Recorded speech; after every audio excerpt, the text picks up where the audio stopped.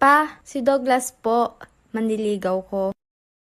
Magandang umaga po, tito. Huwag mo nga akong tawagin tito.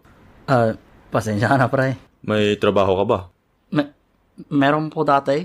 Nagbantay po ako ng computer shop. Pero nagsara na po kaya wala na pong computer shop. Tapos wala na rin pong trabaho. So, wala kang trabaho ngayon? Meron po. Nagtrabaho po ako sa Jubilee.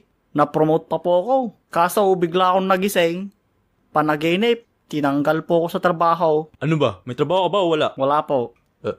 Nagbibisyo ka ba? Hindi po. Naninigarilyo ka ba? Hindi po. Nambababae ka ba? Hindi po. Umiinom ka ba? Nanliligaw po ako. Hindi po ako naghahanap ng trabaho. Sagutin mo lang yung tinatanong ko. Opo. Umiinom po. Baka gusto nyo rin pong tanungin kung anong iniinom ko.